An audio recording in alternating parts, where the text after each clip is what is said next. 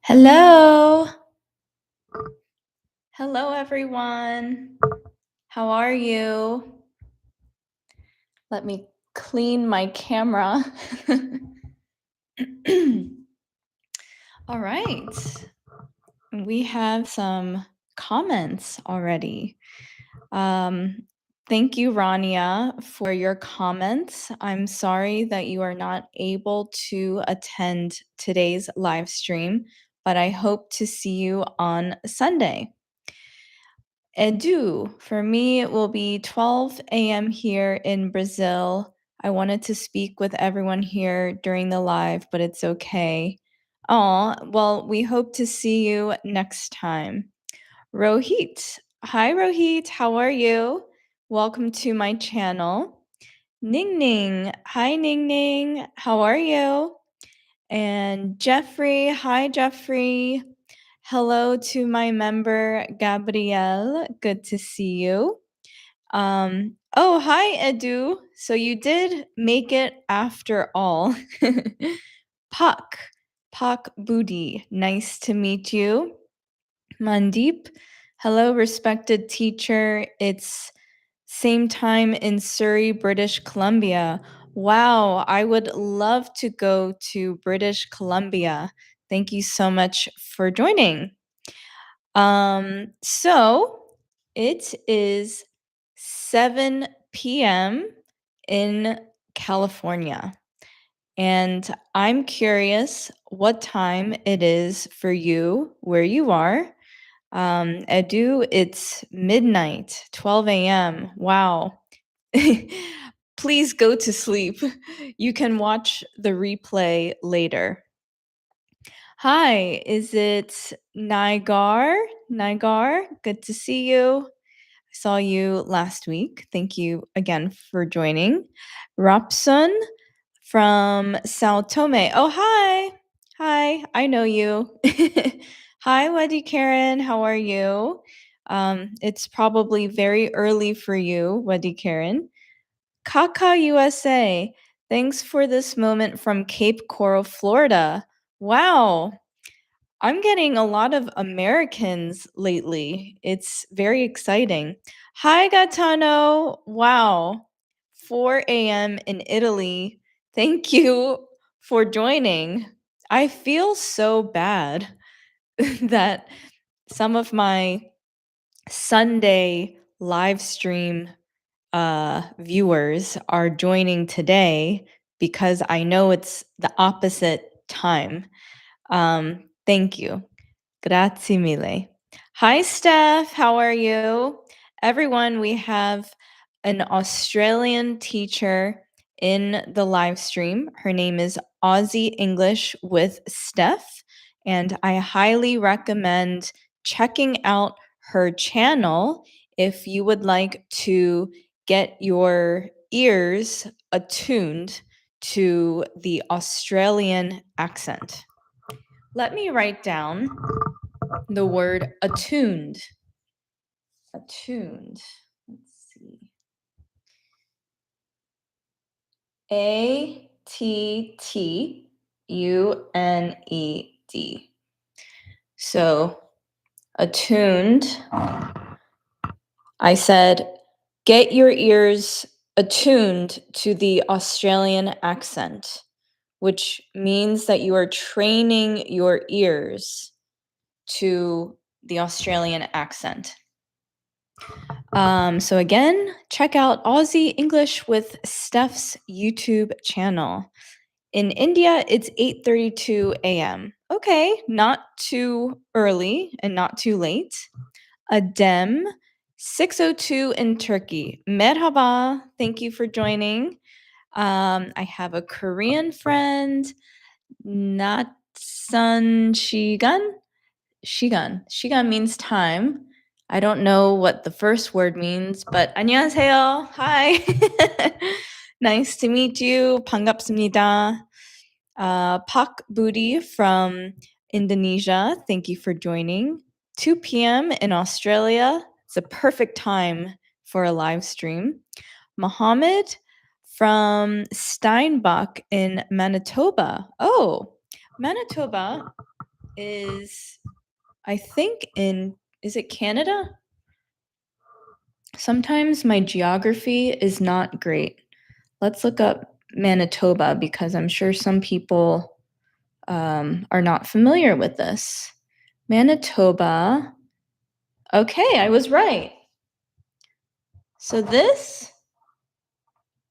is Canada, and Manitoba is right in the middle. It is in central Canada. Thank you for joining. It's so interesting how I'm getting more American, or sorry, not Americans, well, Northern Americans, because Canada is part of North America, technically. Jesus, saludos desde México. Gracias por compartir su conocimiento, teacher. Okay. Hello from Mexico. Thank you for compartir. Is that sharing? Compartir?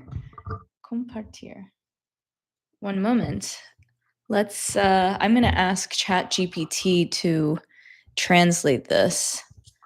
My Spanish is no bueno. I need to study. Yo necesito practicar mi español. Translate. Okay, so gracias por compartir su conocimiento. Thank you for sharing your knowledge. Wow, I was right. Compartir means to share. Is that what I said? Anyway, thank you. 만나서 반가워요. Thank you for joining my Korean friend. I hope to go to Korea in March of next year. It has been 30 years since I've been to Korea. And some of you may not know my life story because I usually talk about it on my Sunday live stream. I was born in Korea. I moved to America when I was only 1. Or I can say I moved to America at the age of 1. Or I could say I moved to America at at the age of 1 as a 1-year-old. I think you can say that. So the last time I went to Korea was when I was 7 years old. I am 37 now. And my parents also have not been to Korea in many decades. My mom will be coming with me to Korea in March. My husband will hopefully come with me as well. And we will visit my relatives. I have a lot of family in Seoul. My mom's entire family lives in Seoul, and one of my cousins is getting married. So I hope to attend their wedding. And let me know who else is Korean in here. I'm just curious. And thank you for joining this live stream. We have a lot of people from India in here, including Priya. Teacher Bo, could you give examples of despite instead of? Thank you so much. Okay, so my student Jeffrey is asking me to provide examples using the words despite and instead of. It's actually kind of similar. The meaning of despite and instead of are similar. Now I have to exercise my brain and come up with an example sentence for despite. I went for a run outside despite the rainy weather. I could also say, I went for a run outside. Um, Scratch that. Scratch that. Scratch that means forget that. Despite and instead of are actually very different. Okay, so let me explain my example. I went for a run outside despite the rainy weather. So despite you can replace with the phrase even though. I went for a rain outside. I went for a run outside, even though the weather was rainy. So it has a very similar meaning. Instead of is used when you are saying you prefer something instead of or over something else. For example, I bought the black mouse instead of the white mouse because it matches the rest of my black decor. So instead of can be used to kind of compare, but saying that you chose something rather than something else. Does that make sense? I'm sorry, I was a little bit confused in my head. When because I'm a native English speaker, when I am asked simple questions like this, it is actually complicated for me to explain sometimes. I hope that was helpful, Jeffrey. Fern Start Go. Hello from Thailand. Swadika and Kapunka. Thanks, Bo. All good here. We just had a storm here. Sun's out now. I wish it was raining in Los Angeles. In the fall or the autumn time, it gets to be a little bit chilly. I realized that the word chilly is not a common term for a beginner English speaker. So, who here understands the word chilly? I will use it in a sentence and I will see who is familiar with this term. It is the autumn, it is fall right now in November, and there is light wind and it is a little bit rainy. So for that reason, I need to get my jacket because it's chilly. So chilly, chilly is spelled like this. Chilly. So the root word of chilly is chill. When you chill something, you are making it cold. And when you say that you are chilly or I am chilly or it's chilly, you are stating that it is a little bit cold. This is a common phrase that Americans use. So put this in your mental dictionary. Okay, so if anyone has any special requests or questions or comments, anything you would like for me to discuss in today's live stream, please let me know. I will say that my Friday live stream, which is right now, is a little bit quiet in the comment box. So please share your thoughts, and I would love to know what is going on in your mind. Um, Jeffrey, we also have Toba Lake in Indonesia. Oh, thank you for sharing. I've never heard of that lake. Dima Surta, hello from Russia. Privyet, and spasiba for coming to my live stream.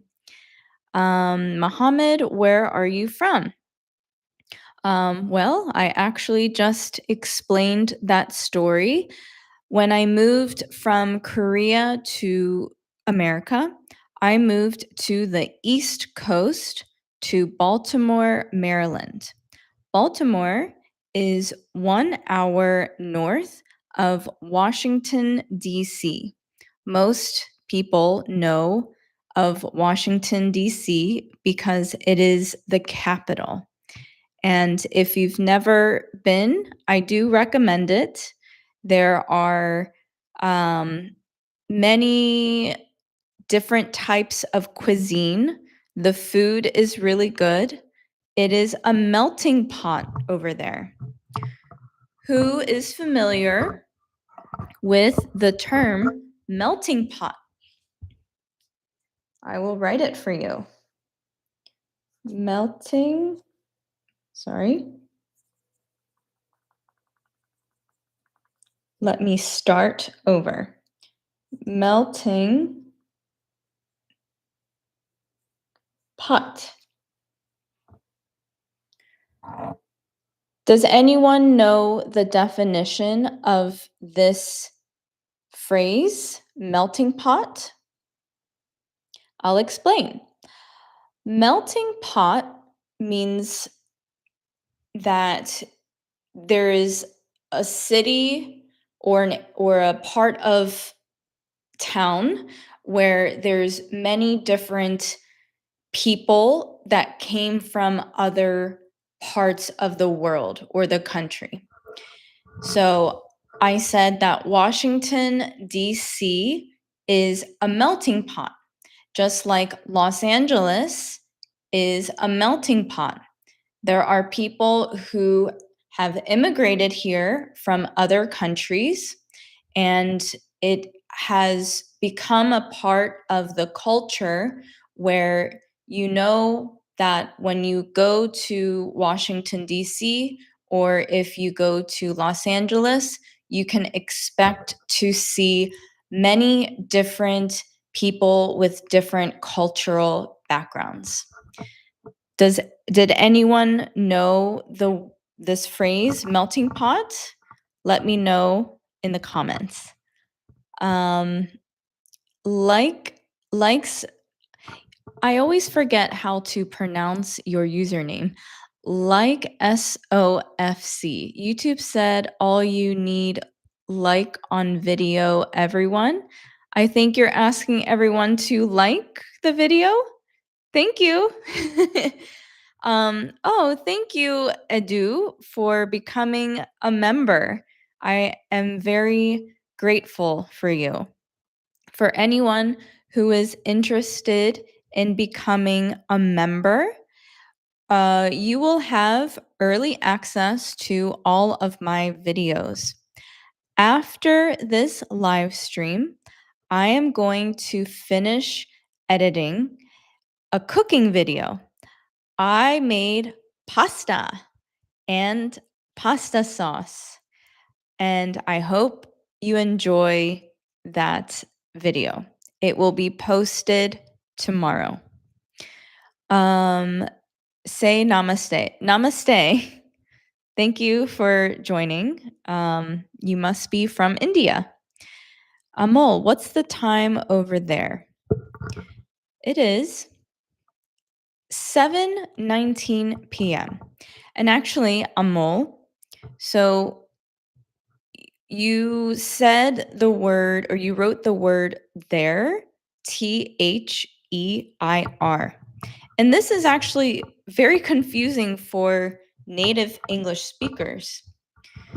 It should have said There, there. I have a YouTube shorts about this. So we have there,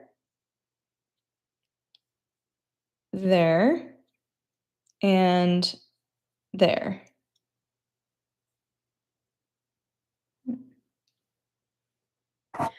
Are you familiar with the difference in pronunciation with these words?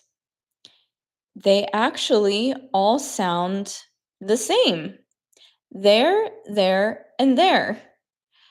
Do you know how to use these correctly in a sentence? So the first there talks about location. Here and there. Here and there. There talks about possession of something. So, for example, that's their car. This book is theirs.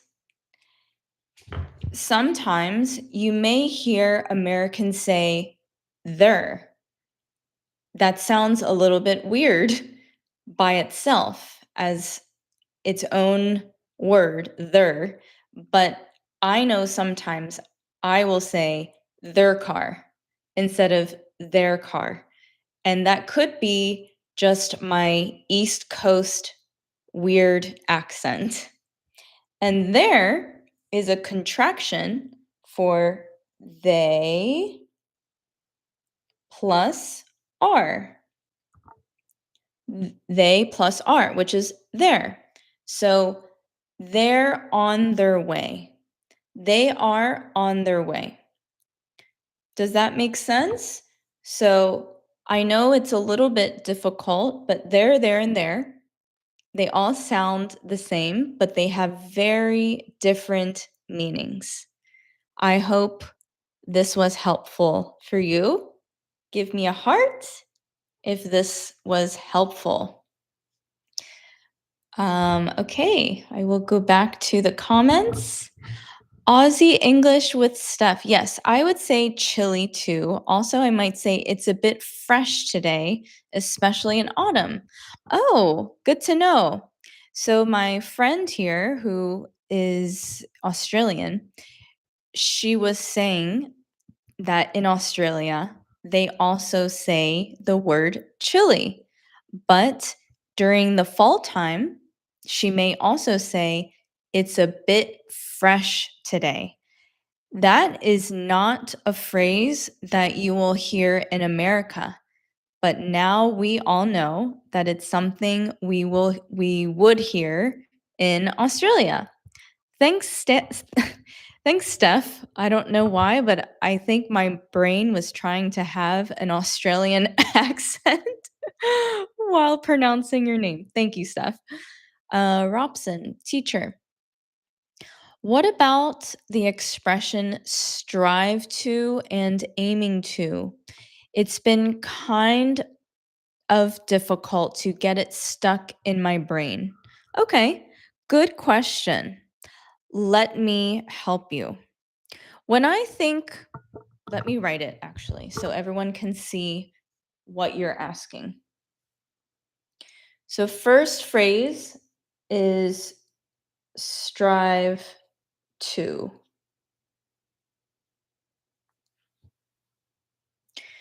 When I see or hear the word strive, I think of the word goal. Goal. So, for example,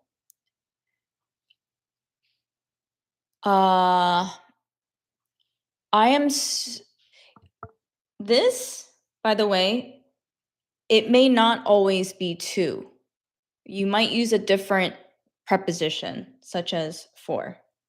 So, in my example sentence, I strive to get 100,000 subscribers by the end of the year. Or I am striving for 100,000 subscribers by the end of the year. So if you do for, it's striving. striving for. So it's a goal. And the other one you asked about is aiming to. Let's see if I can use the same example sentence, replacing striving for with aiming to. I am aiming to get 100,000 subscribers by the end of the year. Yes, you can do that. So it's actually a very similar meaning, striving for, aiming to. This also can mean goal. So think of aim. What is aim? When you're shooting a gun and you have a target, you're aiming for something. You're aiming. So when you're aiming, you're focusing on a certain target or a point. So you're aiming for that. Does that make sense? I hope that was helpful, and I appreciate your question. Mohammed, you have a nice method for learning English. Thank you so much, Mohammed. When I first started my channel, my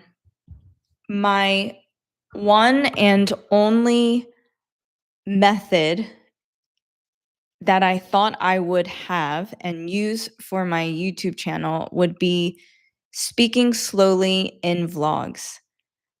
But I realized that after reading every comment from my subscribers and listening to their feedback, my method of teaching has evolved a little bit.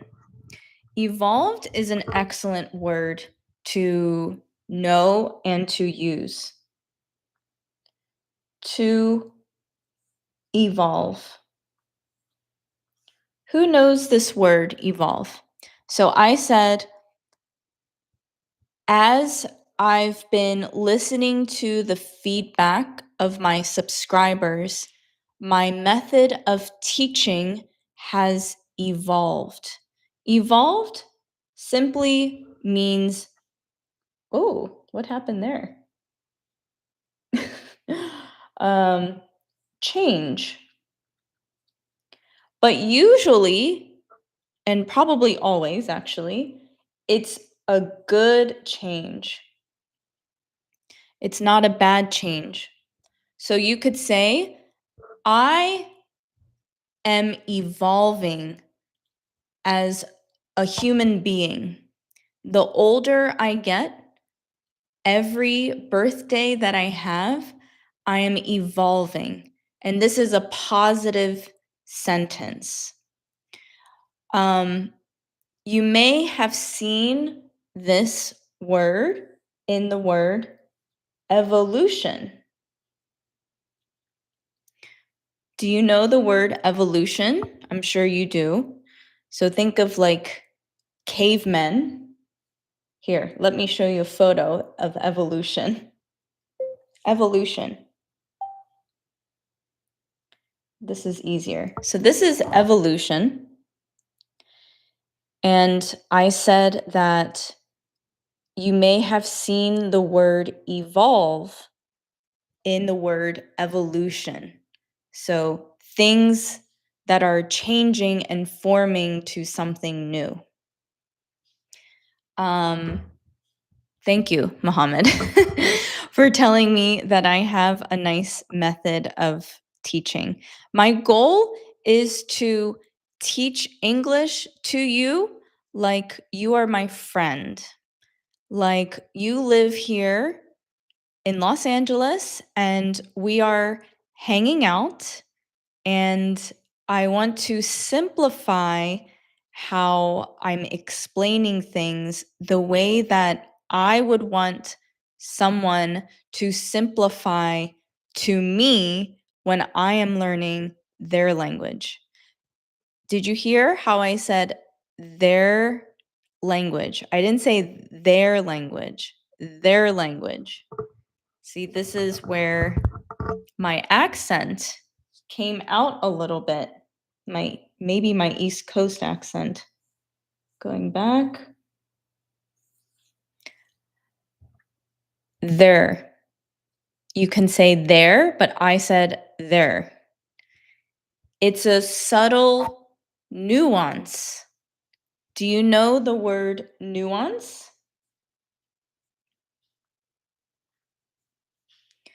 Nuance means, what does it mean?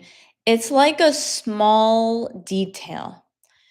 So if you can understand me when I say there instead of there, you are able to pick up on the subtle nuances.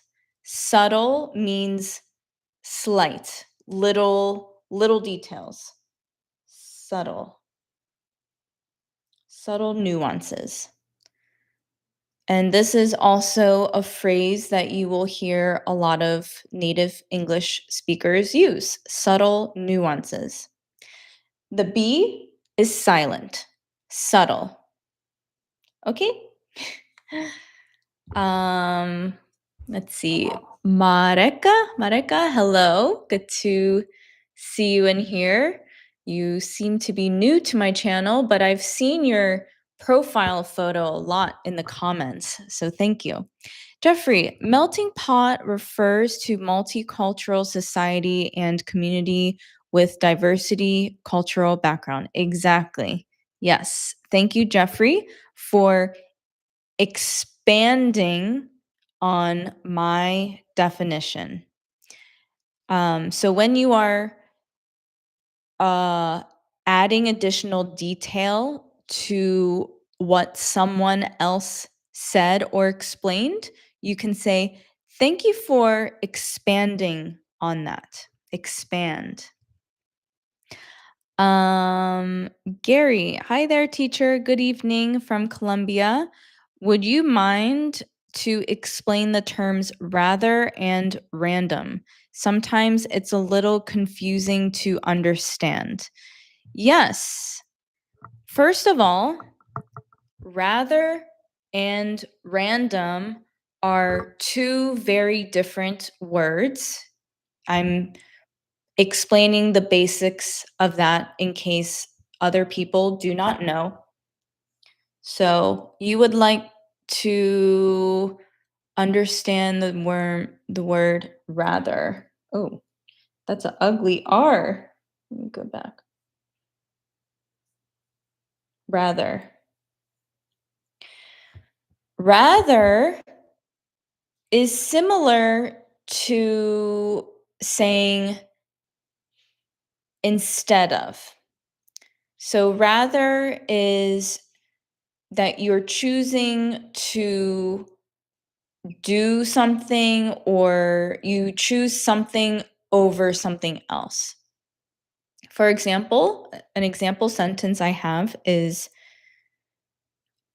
I'd rather go watch football than baseball.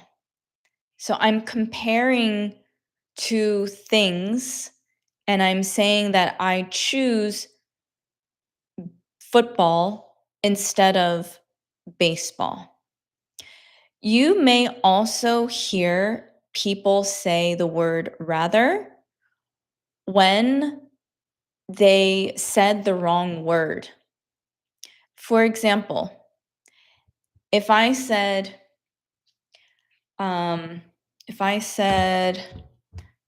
iPad, this is an iPad, rather it's a mouse.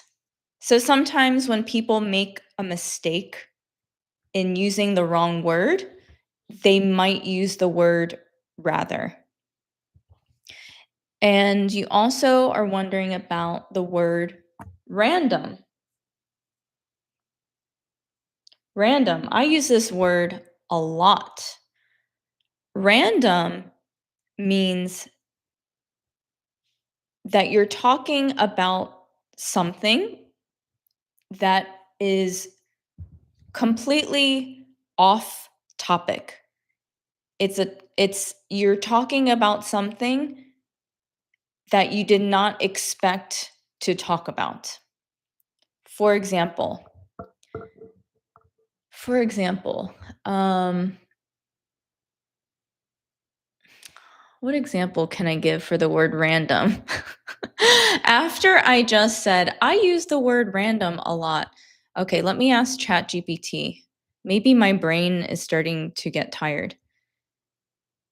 Give me an example for using the word random and also provide a very simple definition for my English learning audience. So I use ChatGPT a lot. If your country allows AI, I recommend using it. Okay, random means something that happens without a plan or reason. It just happens by chance. That's a better definition than what I provided. For example, I met a random person at the bus stop who also loves my favorite movie. That is a great example. I hope that was helpful, Gary. Let me know. I just got distracted because my mom is in the chat box. Everyone say hi to my mom. Hi, mom. 안녕, 엄마. um, I don't know if you can see the chat box. Her username is Sungja Kim. So my mom's name is Sung. Everyone say hi, Sung. Sung, Sung. Mohammed, I am from Algeria. Oh, thank you for telling me where you're from. Gaetano, I can't wait to watch your video of cooking pasta. Yes, Gaetano, this video is for you and all of my fellow Italians who follow me. My mom says hi back to everyone. Katie, hello, Bo. Happy to attend your live. If you don't mind, please introduce us winter vocabulary. Imagine yourself going to a winter resort. Oh, okay. This is interesting. So it's not quite winter yet in America. I have a winter trip planned during the week of Christmas, which is in about a month and a half from now. My husband and I are going to Charleston, South Carolina. Let me show you what Charleston looks like. And let me make sure I'm answering your question. So imagine yourself going to a winter resort. Okay. So I'm going to Charleston. Look at how beautiful this is. This is in South Carolina on the East Coast. We are going to a hotel that is along the water. I will show you. One moment. So we are going to this resort. And in the winter time, it may not feel like Christmas because it doesn't get too cold there, but that is primarily the reason why I wanted to go to Charleston during the week of Christmas because it's not too cold. So this winter resort vacation will be unique because there will probably be sun instead of snow. Previously, during the winter, I have gone to Aspen, Colorado. Aspen is beautiful. It is only about a 2-hour flight from Los Angeles, and my husband and I like to go snowboarding in Aspen. And it gets really, really powdery. Powdery. So let me show you what powder type snow looks like. So when you say that it's really powdery, it's really fluffy. The snow is really fluffy. And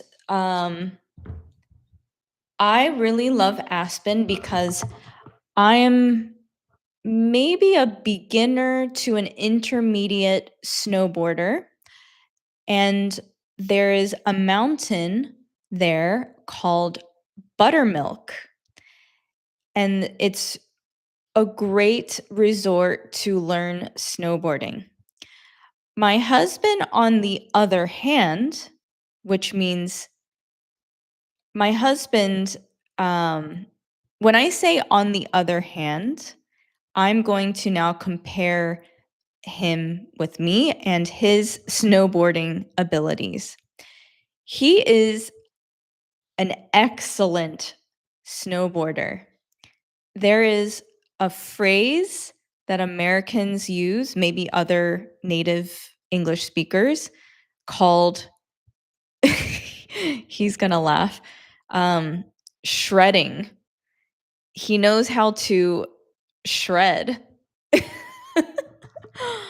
Shred. So, do you know the word shred? I'll write it for you. Shred. So, shred can be used in different ways. One way you can use it is when you talk about how paper gets put into a shredder, it gets cut up. So here's a shredder. Oh, okay. This is a shredder. But when you talk about someone snowboarding and if they're really good at it, they can shred. Let's see what shows up. So this is like my husband snowboarding, shredding. You can also use this term for skateboarding. Just in case you don't know skateboarding, I will show you a photo. Skateboarding.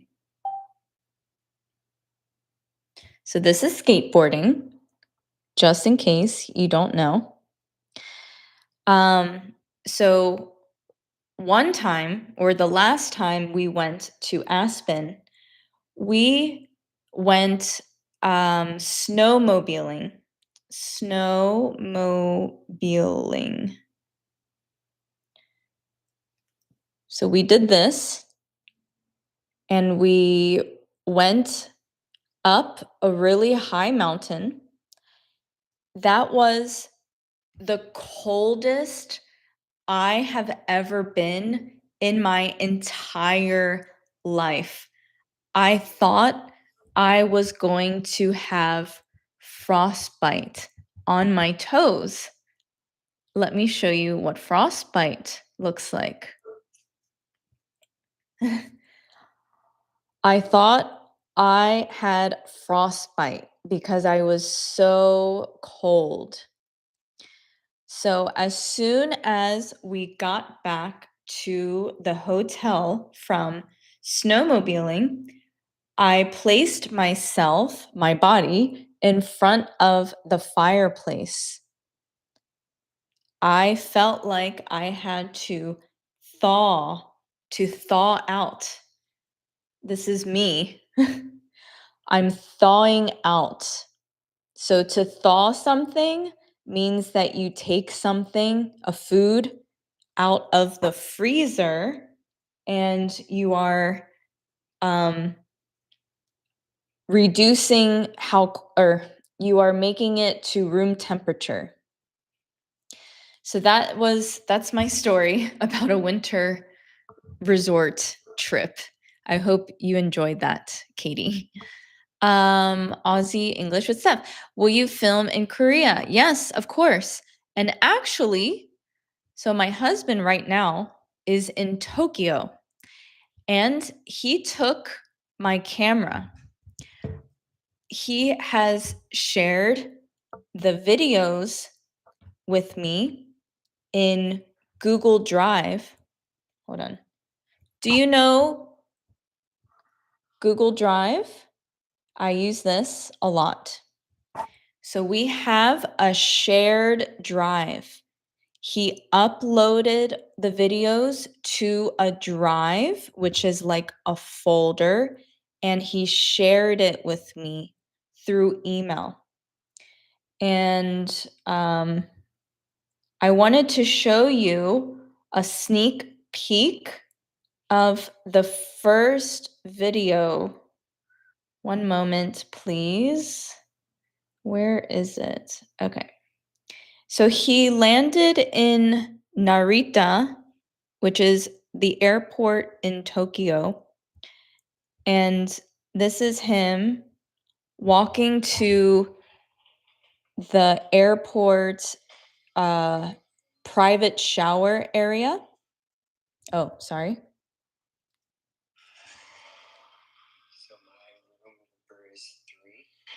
So this is him vlogging with my camera. Let's see if he shows the bathroom. Okay, it's processing, so I can't show you, but it will be a very exciting few videos of Tokyo. I hope you're excited. Robson, I got one more question. Imagine a scenario. You come in a telecom store to buy internet data or voice service. How would you ask and what to expect from sale assistant? Wow, Robson, this is a very, very specific scenario.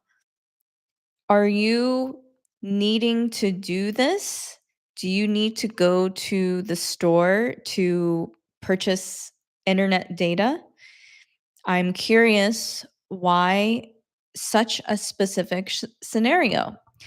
I guess what I would ask when I go to the store is, hi, I'm looking to purchase internet data or voice service. How much would this cost? So first, you tell them what you want, and then you will ask, how much does it cost? And they may present a few different pricing tiers. So tiers, I don't mean tears. I mean tiers, not tier. No. So they may present a few different pricing tiers to help you to choose the best option.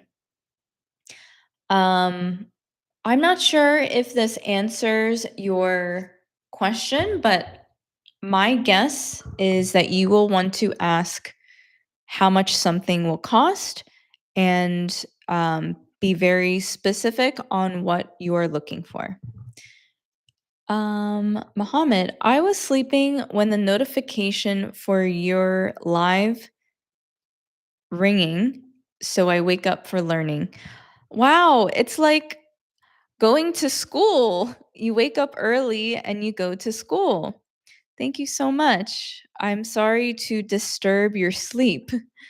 Massive. Hi, Massive. How are you? Good to see you. Giant Killer. Hello, Bo. That's an interesting username that you have. Polly.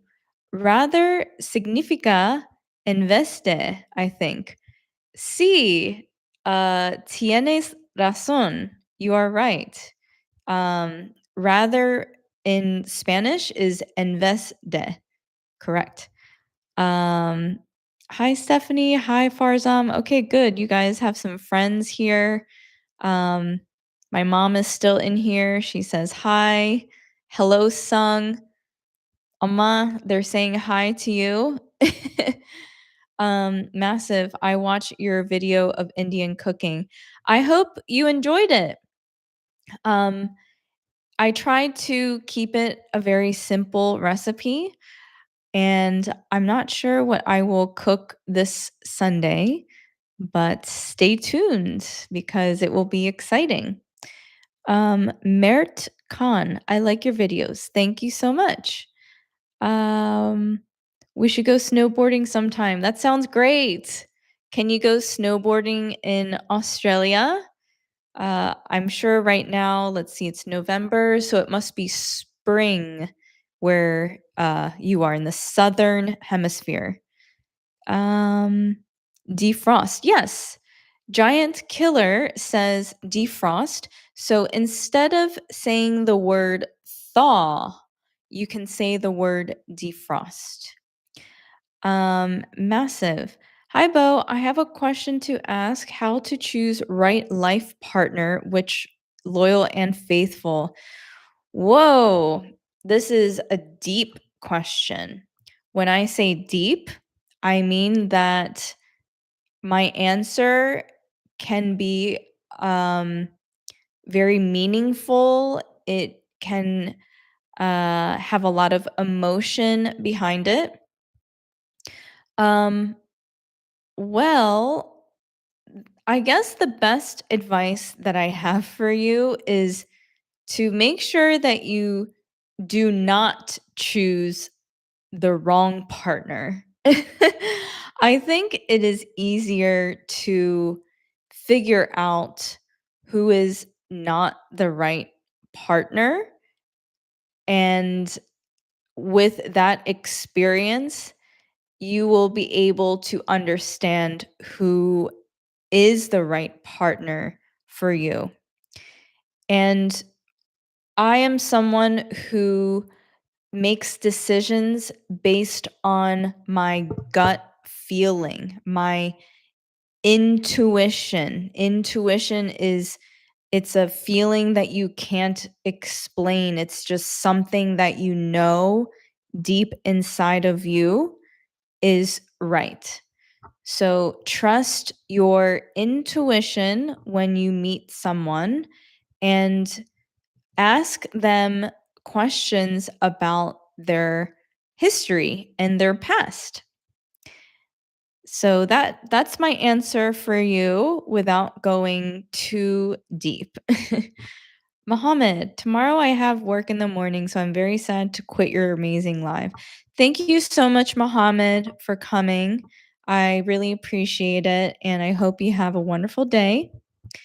Aussie Steph, yes, you can snowboard in Australia in July, but the runs are short. The mountains are much smaller than in Colorado. So when Steph talks about the runs that are short, she is talking about from the top of the mountain to the bottom of the mountain, it is not a long distance compared to the other mountains in America, like in Colorado. Katie, thank you, Bo. One more thing. Please add some winter clothes vocabulary like going out and expecting to get wet and so on. And what is the word when snow comes into your eyes? When snow comes into your eyes. I don't know if there is a specific word designated for that occurrence. But let's talk about winter clothes. Interesting. Um, let's do this. So we're going to type winter clothing. All right. Let's do this one. This man is wearing a suede jacket that is lined with shearling, I think. When I say lined with, I'm talking about the inside of the jacket. So the inside of the jacket is lined with shearling. On both of their heads, they're wearing a beanie. You could also say hat, but specifically, it's a beanie. He is wearing a scarf around his neck to keep his neck warm. What else? This girl is wearing mittens. And notice how I say mittens instead of mittens. You will rarely hear someone in America say mittens. Mittens. What else? Let's see. Oh, look. This whole thing is about winter clothes. Parka. Parka is a long jacket. It usually goes past your knees. Parkas are great for when I go to New York in the winter because it's so cold and I need all the layers around my legs. Raincoat is obviously for the rain. Boots are essential when you live in an area where it snows and rains a lot. This in America and maybe other parts of the world. So this says snow pants, but this kind of one piece uniform, I would call it, I think, a bib, maybe. You can correct me if I'm wrong. Thermal socks are very important. I have wool socks that keep my feet extra warm because my feet get cold easily. I hope you learned some new vocabulary on winter clothes. As for the word when snow comes into your eyes, Steph, do you know what word that could be? Because I'm totally lost on that one. Gaetano, you basically froze first, then defrosted. Yes, when I was on the snowmobile, I was freezing cold, so I had to defrost in front of the fireplace after.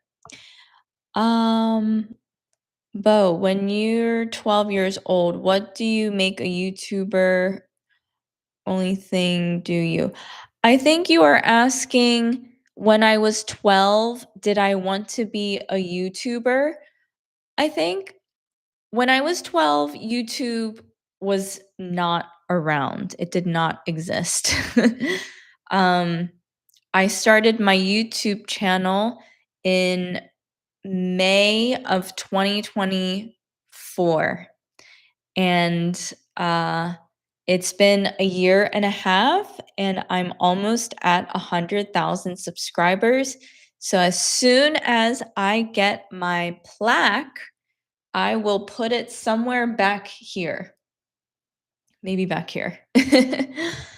Okay, so it has been 1 hour. I need to now focus on editing my pasta video and I will post it tomorrow. So if you're a member, you will have first access to it. Oh, Steph, I try not to get snow in my eyes. I wear a big hat or hood and sometimes snow goggles. Yes, good point. Snow goggles. That's definitely something that I wear when I go snowboarding. If you can join my Sunday live stream, it is 8 a.m. Pacific time, which is California time.